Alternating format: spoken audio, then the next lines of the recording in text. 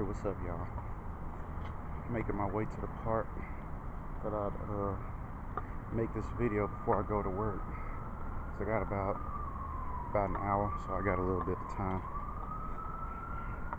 But I'm making this off the strength of, or based off of what I had dreamt just a few hours ago, because I just woke up.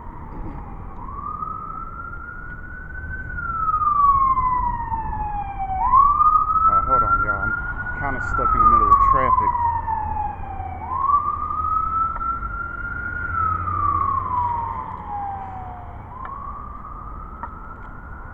Nigga always find himself between a rock and a hard place. Even when, I'm not in the dead middle of traffic, but I was coming up out of a bank, or a bank's parking lot rather. And they had that loud ass siren. Then some Escalade. But anyway. But I had a dream that there was definitely some more stuff going on, some shit that I really don't want to recite or go over. Shit that really, it's just some goofball shit, don't really make no sense at the end of the day. This story really don't either, but it, what I am willing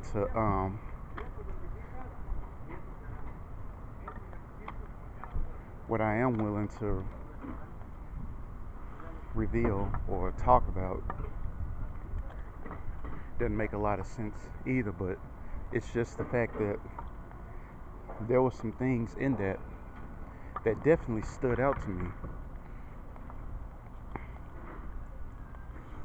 There were some details in that dream that stood out to me that definitely applies to the life and the reality in which I live.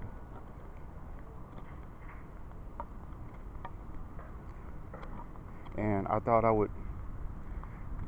would be a good idea to make some pointers as far as certain things that we as progressive black men ought to do if we find ourselves in the situations that I once found myself in, and to an extent do even out here.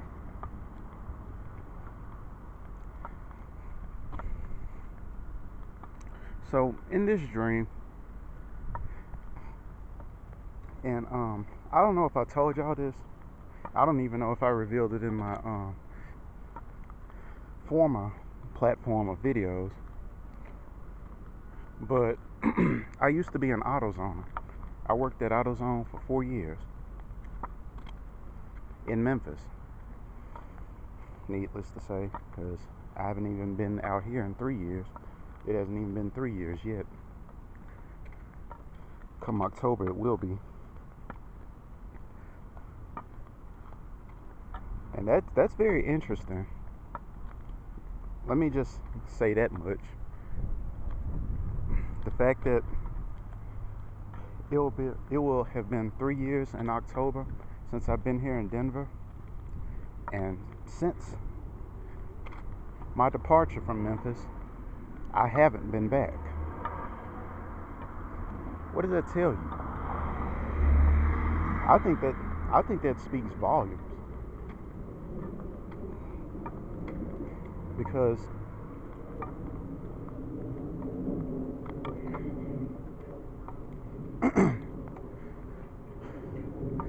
I got so much backlash, needless to say. Oh, you'll be back and this and that,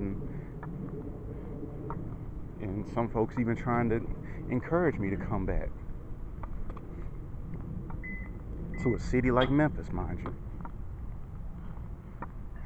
To a city where some bullshit goes down, any kind of bullshit, and the excuse is, well, this is Memphis. So that in and of itself begs the question, go back for what? Why would I go back? What, to get shot?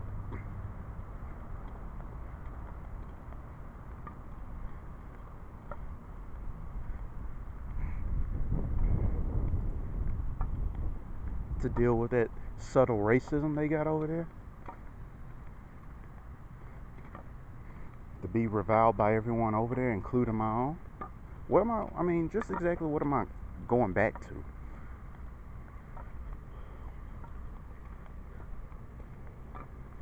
You might as well be telling someone from Detroit who survived Detroit and escaped Detroit to go back. And some probably would.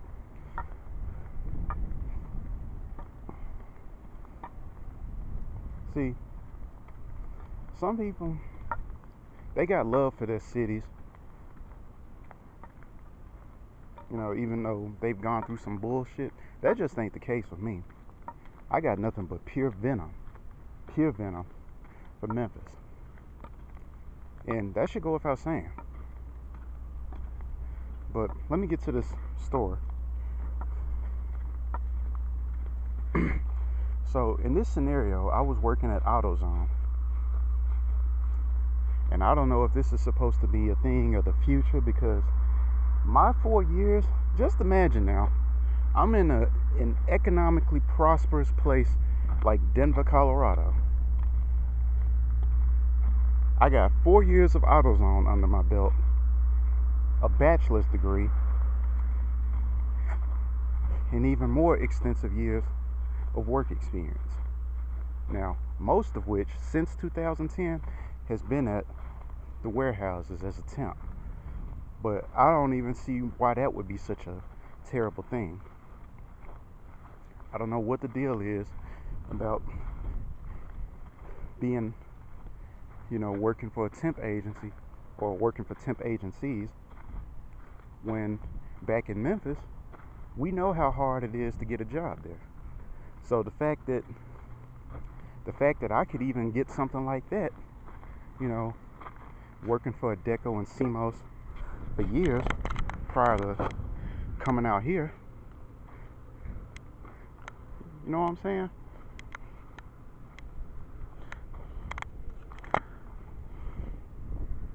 I don't fucking get it. But I don't know what time in the future this was supposed to be, because this is actually a dream that didn't happen in real life. But it was very similar to, the experiences were very similar to things that did happen in real life. So, because I mean, everything was set up. I was a red shirt. I had a shine for a manager. And I'm not gonna call out the dude who was my manager prior, because he actually hooked the nigga up. And it's funny that I said Detroit, because he was from Detroit. He hooked me up. He was probably the only one in that corrupt ass city. And I was like, if it wasn't for the fact that he was from Detroit and recognized the fact that I had a unique skill that could have definitely been brought to the table, I probably would have. I mean, just imagine, I walked up in there because I was in need of a job back then. That's why I went to the zone.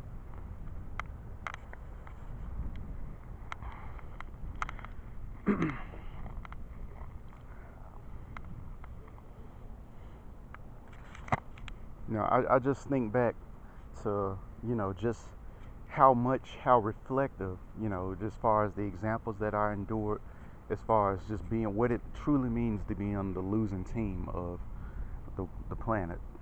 But because like I said, if it weren't for the fact that it took a Detroitian or whatever, a former Detroitian, whatever they call themselves, all I know is he was a nigga from Detroit who had moved to Memphis. If it weren't for the fact that that brother hired me, I probably would have never got that job. But he eventually left. And then there was this other shine bone, a Memphis native, by the way, who came in and just fucked the whole thing up. Fucked everything up. And I'm not even blaming him for me eventually leaving because I just got tired. I said, fuck this and fuck you niggas.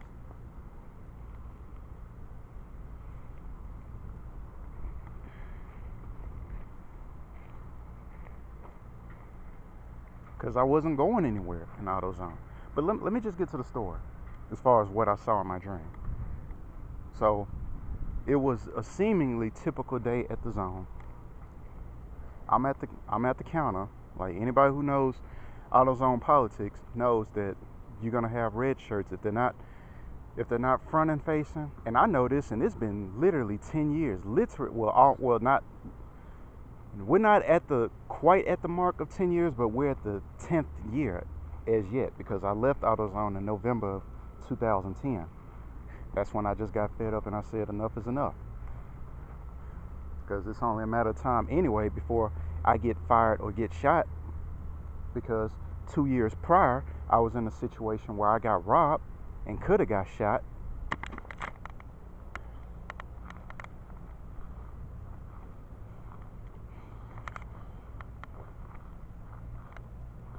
But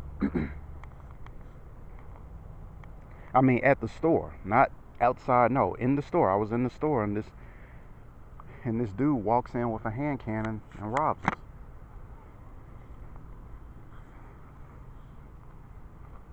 But in this scene, I'm at the counter, and there are these two Hispanic ladies who show up. And like I said, the reason why I was hired on for AutoZone is because I speak Spanish. And I don't know what the deal is, but I sense that there's this coon spirit, this coon energy that emanates not from me, but from the circumstances and the happenstance of just being black, being a dark-skinned Negro with clearly a high IQ. Because a lot of people just can't stomach the fact that I know a great deal of languages and all this other things, because I guess part of Team Black is that we're all supposed to be just a bunch of fools.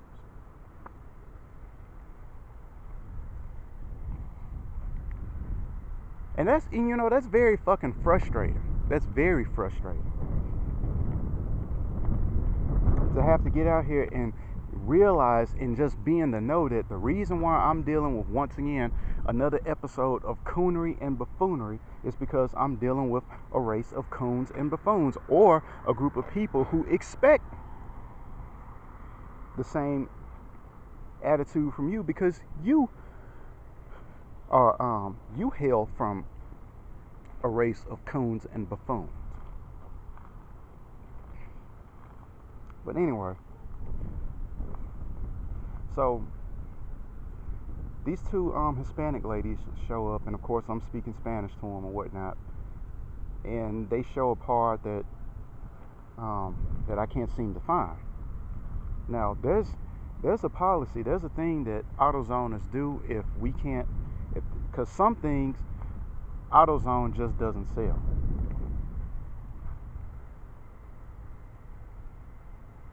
And if we can't even find it in our, because it was some sort of wiring system. It was something that was just really way out of space. We ain't talking about no brake pads and no rotors or some alternators. No, it was some dealing with the internal system.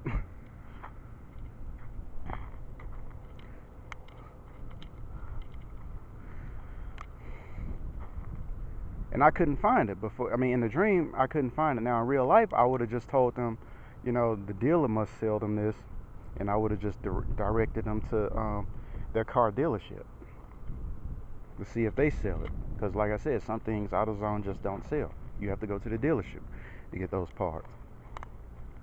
But if for whatever reason,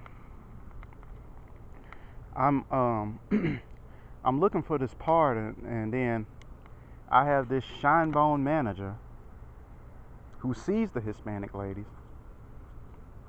and I'm telling him,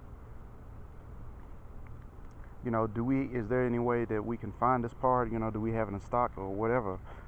And then he gonna sit up here and say something to the effect of, well, I tell you what we's gonna do. We's gonna, yeah, with this same silly coon voice. We's gonna, well, I tell you what, you stay right there, and I was gonna write something down, and I was gonna show it to them, and if they don't understand, then I'm gonna let you translate for them. And I'm like, does this fool not realize that I'm the translator of the store? Because I imagine just like I was in real life. Now, that's not necessarily true, because there were two more people who eventually came in. Two females. One just happened to be a Mexican. So it goes without saying she spoke Spanish. But but I'm just telling, when I came there, it was nan body. So for quite some time, I was the only motherfucker in there who was basically the translator. Because let's face it, Negroes don't speak Spanish. That's the narrative. Despite all them niggas down there in the Caribbean, in Venezuela, in Panama, even Mexico. I just learned they got niggas down there in Mexico. Despite the fact that you got a whole plethora of Afro-Latinos, the narrative is black people don't speak Spanish. I'm just telling y'all life's nitty gritty. It's all kinds of fucked up. Anyway, so this fool writes something to the effect, I forgot exactly what it was, but he gonna take his little high school experience of Spanish, his little Spanish 1, Spanish 2 skills, and say something to the effect of no contacto, no bueno. And then gonna give it to him, wrote it in bold letters too. No contacto, no bueno. And it was some other bullshit. And I was like, dude, why don't you just tell me what you trying to tell them so I can tell them in the language they understand? And I think I told him that before, but he was like, no, we gonna do it the way I was gonna do it. So he gonna write out a sheet of paper talking about some no contacto, no bueno. So I had to tell him a second time with a little more diction. Because I'm like, fool, these ladies don't understand what you trying to tell them. And you sure as hell can't tell them whatever it is you trying to tell them. And you know damn well. And I told him that. I said in the dream, I said, dude, you can't discredit